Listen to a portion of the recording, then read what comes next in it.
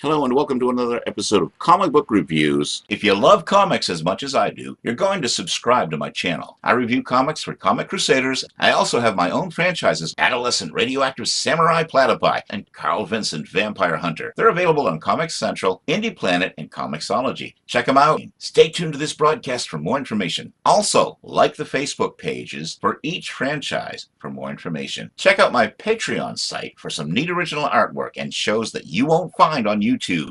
Hello, true believers. Kevin Given back with you once again, and we're going to review two more comic books today. The $6 Million Man, number 1, published by Dynamite, and Justice League, number 19, published by DC Comics. First, let's look at Steve Austin. He's back. As a kid growing up, The $6 Million Man was one of my favorite TV shows, and I never missed an episode. I even read the old Carlton Comics versions, weak as they were. Thank God for Dynamite bringing back some of our old favorites. This issue seems to be Steve's first mission since gaining his cybernetic parts. At one point, he's asked how many successful operations he's had, to which he replies, this will be the first one. Looking at the creative team, Christopher Hastings is introducing, or should I say reintroducing, Steve Austin to us in a totally different way. He's been teamed with a beautiful female Japanese agent named Nico. In fact, this issue is told from her point of view. Colonel Austin's pretty much the same as he's always been, except maybe a little more jovial than we remember. The highlight of this issue is the banter between Steve and Nico as he tries to convince her that she doesn't need a whole squad of commandos. Only him, thanks to bionic engineering. She greets this information with a little more than a dose of skepticism. Her reaction to his explanations is what keeps us turning those pages. Steve's mission is to investigate her assertion that the ANSA organization is up to no good. Since there's no evidence to support said claim, and this organization is held in high regards by America. Her claims are treated with kid gloves. Great stuff includes Nico slowly realizing that Steve is more capable than an entire team of commandos as he originally claimed, and the fact that this issue is told from her point of view. It brings a chuckle when we see her frustration in wondering how he could have gone from point A to point B in lightning speed, and it's fun to see her skepticism grow to acceptance. Hastings is brilliant for bringing the tale to us in this way. David Hahn's art is slightly cartoony, and it more than fits the narrative. He's having as much fun drawing this issue as Hastings had been writing it. Steve does resemble Lee Majors, but it isn't necessarily a spot-on representation of the actor. It's almost as if it's an adaptation of the animated series, if there had ever been one. In fact, maybe we could get one nowadays, with this tale as the pilot. That would be fun, since Lee Majors is still around, but probably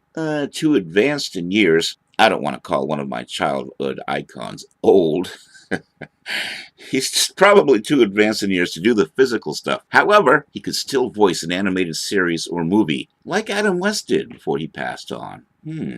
Maybe that's what this creative team is going for?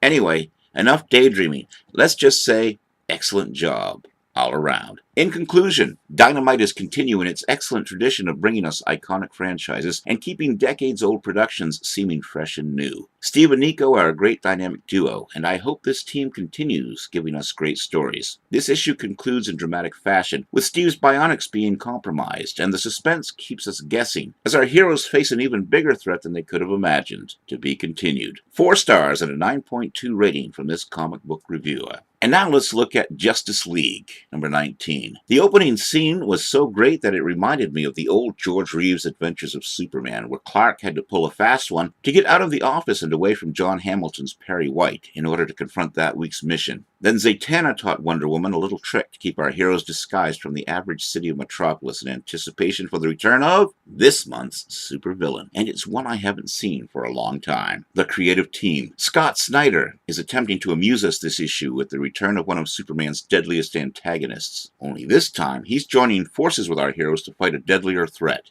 Or is he? Keeping us guessing all along as to what his motives are and what's going to happen next. The Legion of Doom is planning something wicked, but our guest antagonist has bigger problems as his homeworld is facing a crisis which could destroy its entire inhabitants. The threats heat up this issue, and the stakes are high. Great stuff includes the introduction of a new dimension and a potential new threat to our Justice Leaguers. George Jimenez has his work cut out for him this issue, and he does an amazing job looking at new worlds and characters that were created for this issue. It's a fantastic trip through multiple dimensions that are breathtaking to behold. His panels move in strange ways, but are easy on the eyes and help absorb us into the multiple universes that are revealed here. Highlights include the Daily Planet building actually eating Wayne Enterprises of Metropolis, and the splash where the Justice Leaguers have to defend themselves against this antagonist. In conclusion, the Justice League has to humble themselves somewhat in this issue and work with a character they would never have dreamed in 1,000 years they would have had to work with to confront this issue's crisis. Superman is the only one of the League that can enter this new realm and deal with the situation at hand. Our guest antagonist reveals that anyone else who went in would probably go insane. He also reveals that it's only because of him that Superman would survive this trip. A lot of great surprises for our team this issue. Excellent read here. Only things aren't as they appear to be. Our super team? No spoilers. To be continued. 4 stars and a 9.1 rating from this comic book reviewer. Be sure to tune into my comic book reviews on Comics for Sinners and Comic Crusaders. If you love comics as much as I do, you're going to subscribe to my channel. I review comics for Comic Crusaders. I also have my own franchises, Adolescent Radioactive Samurai Platypi and Carl Vincent Vampire Hunter. They're available on Comics Central, Indie Planet, and Comixology. Check them out. Stay tuned to this broadcast for more information. Also, like the Facebook pages for each franchise for more information. Check out my Patreon site for some neat original artwork and shows that you won't find on YouTube. And that was our look at comic book reviews for this week.